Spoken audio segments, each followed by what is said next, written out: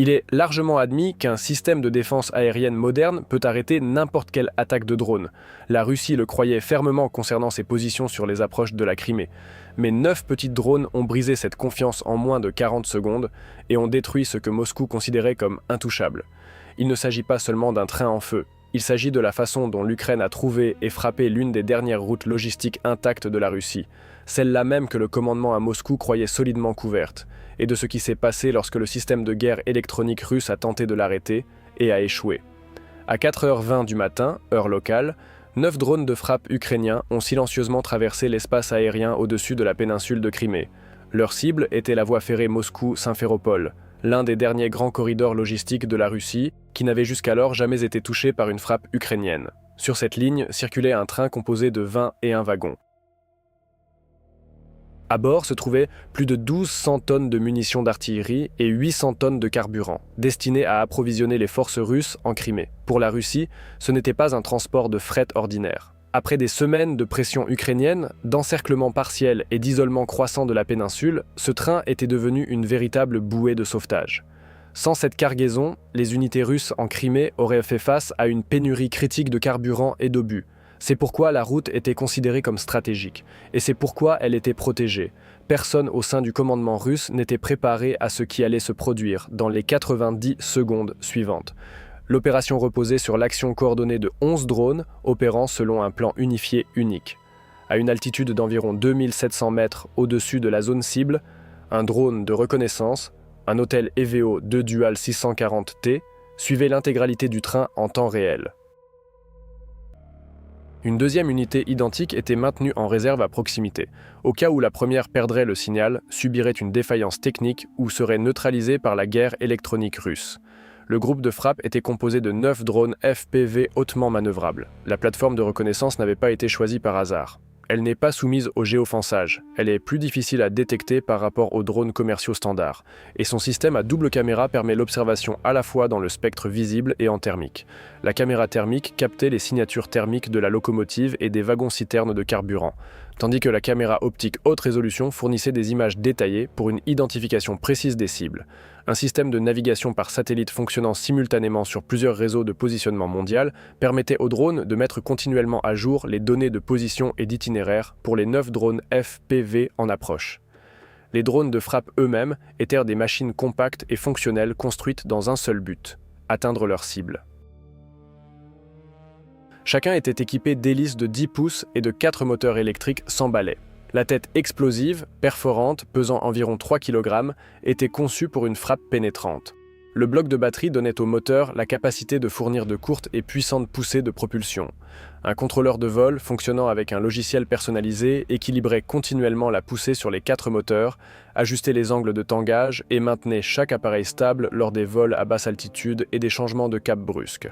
La conception servait un seul objectif: survivre aux tirs de défense aérienne dans les dernières secondes avant l'impact et frapper la cible avec précision.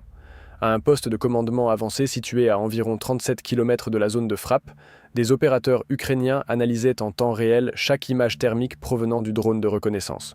Sur le fond froid de la péninsule de Crimée, une longue et brillante signature thermique est apparue sur leurs écrans. Le train logistique russe avait été repéré, mais l'Ukraine en avait eu connaissance à l'avance. Pendant 48 heures avant le début de l'opération, un réseau de reconnaissance clandestin avait continuellement suivi tous les mouvements de transport russes sur cette route. Une conclusion clé est ressortie des données collectées. Ce train ralentissait toujours, freinait et s'arrêtait pendant 1 minute à un point de contrôle militaire à Taman, à l'entrée de la Crimée, dans le cadre des procédures standards anti-sabotage. Ce moment est devenu la fenêtre d'attaque choisie, vitesse à son minimum, wagon de carburant et de munitions presque immobiles, probabilité de toucher à son maximum.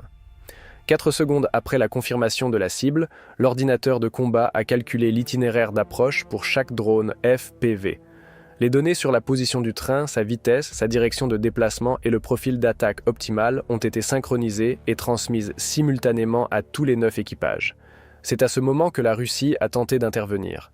À environ 5 km de la voie ferrée, un système de guerre électronique russe monté sur châssis à roues s'est soudainement activé.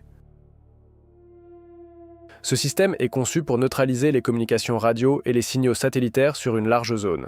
Après avoir détecté des sources de signaux inhabituels près du train, il est immédiatement passé en mode de brouillage intensif sur plusieurs bandes de fréquences à la fois. L'objectif ? Forcer les drones à s'écraser ou à dévier de leur trajectoire. Des indicateurs d'avertissement d'interférence ont commencé à clignoter sur les écrans du poste de commandement ukrainien. Le flux vidéo des drones FPV a commencé à se figer.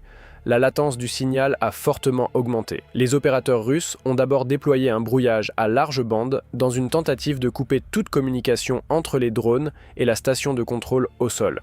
Lorsque cela n'a pas produit l'effet souhaité, ils ont réduit leur ciblage et concentré toute la puissance de leur suppression sur deux bandes analogiques, 1,2 et 5,8 GHz, couramment utilisées pour la transmission vidéo et le contrôle des drones commerciaux.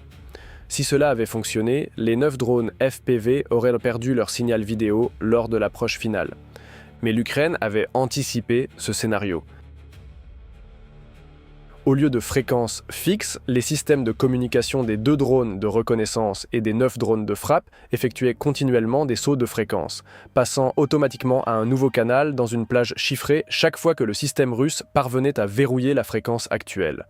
Le signal vacillait de temps à autre sur les écrans des opérateurs, mais la connexion n'a jamais été interrompue une seule fois. La Russie a alors déployé son dernier recours, le leurrage GPS. De faux signaux satellitaires étaient censés convaincre les drones qu'ils se trouvaient ailleurs et les dévier silencieusement de leur trajectoire. Mais en 5 secondes, le système de navigation ukrainien a détecté une anomalie. Les données GPS avaient cessé de correspondre aux lectures de l'unité de mesure inertielle à l'intérieur de chaque appareil. L'ordinateur de bord a immédiatement signalé tous les signaux satellitaires entrant comme non fiables, les a retirés du processus de navigation et a basculé vers un mode de secours, données inertielles combinées aux images de la caméra frontale. Les arbres le long de la voie ferrée, les poteaux de lignes électriques, les panneaux de signalisation et les structures en bord de route sont devenus les nouveaux points de référence de navigation. Chaque drone a continué à suivre la voie ferrée, comme si aucun brouillage n'existait. Puis, la caméra du FPV de tête a capté le panneau de la zone d'inspection antiterroriste à Tamin. C'était l'emplacement exact que le renseignement ukrainien suivait depuis plusieurs jours. En dessous, la locomotive russe a commencé à freiner. Les algorithmes de reconnaissance de cible des drones FPV se sont activés simultanément. Entraînés sur des milliers d'images de reconnaissance d'équipements ferroviaires russes, ils ont instantanément identifié la locomotive, les wagons-citernes de carburant, les wagons de munitions et les distances entre eux.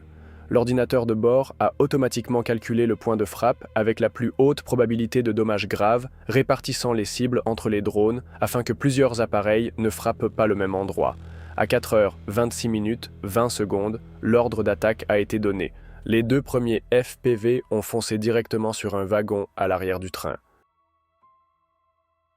La tête explosive perforante a traversé le blindage en acier et l'emballage intérieur a absorbé le souffle. Aucune détonation en chaîne ne s'est produite.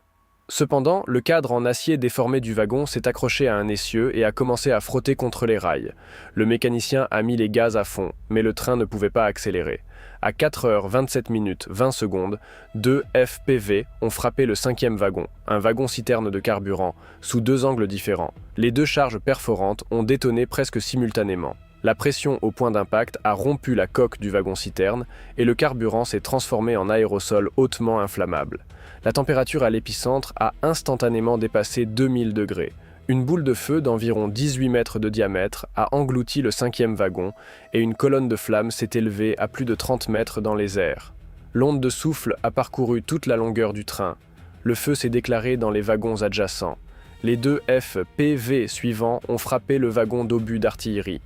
Le premier impact a déchiré le blindage en acier. Le second, moins d'une seconde plus tard, a pénétré exactement au même endroit.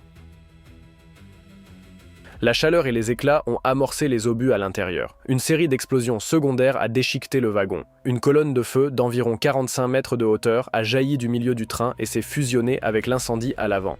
À 4h27 57 secondes, les 2 derniers FPV ont frappé le 18e wagon à l'arrière. Une puissante explosion a rompu sa coque et propagé le feu dans les 2 directions. À 4h28, 3 incendies distincts, à l'avant, au milieu et à l'arrière du train, avaient commencé à fusionner en une seule bande de flammes, s'étendant sur des centaines de mètres. Le train transportant plus de 1200 tonnes de munitions d'artillerie et 800 tonnes de carburant était presque entièrement englouti. Mais cette frappe avait une signification bien plus grande que la destruction d'un seul train. Des températures supérieures à 1000 degrés ont déformé les rails, détruit les traverses et endommagé la couche de ballast sous la voie. Les munitions non explosées et les débris d'acier dispersés sur toute la zone rendaient à toute reprise immédiate du trafic impossible. Avant que la ligne puisse être remise en service, les ingénieurs russes devraient éteindre l'incendie, neutraliser les munitions non explosées, retirer les wagons détruits et réparer la voie. Cela pourrait prendre des jours, voire des semaines, les équipes de réparation étant elles-mêmes exposées à la menace d'une nouvelle frappe. Une seule section de voie bloquée crée un effet de goulot d'étranglement. Les trains militaires derrière elle sont contraints d'attendre. Les obus, le carburant, les véhicules blindés et les pièces de rechange cessent d'atteindre la Crimée à temps. La Russie peut se tourner vers le transport routier, mais sa capacité n'est en rien comparable au rail. Pour remplacer un seul train de 21 wagons, il faudrait des dizaines, voire des centaines, de camions avec des chauffeurs, du carburant et des escortes. Ces convois se déplaceraient sur des routes ouvertes, où ils sont bien plus faciles à détecter et à frapper avec des drones, de l'artillerie et des missiles ukrainiens. Les conséquences se répercuteront sur l'ensemble du front sud. La Crimée sert de grande base arrière pour les forces russes. Lorsque le flux d'approvisionnement est bloqué, les dépôts avancés épuisent progressivement leurs réserves de carburant et de munitions. Les unités d'artillerie sont contraintes de réduire leur cadence de tir.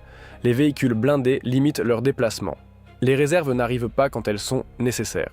La Russie est également contrainte de redéployer des systèmes de défense aérienne supplémentaires pour couvrir le pont de Kertch, la gare de Taman et les routes ferroviaires restantes.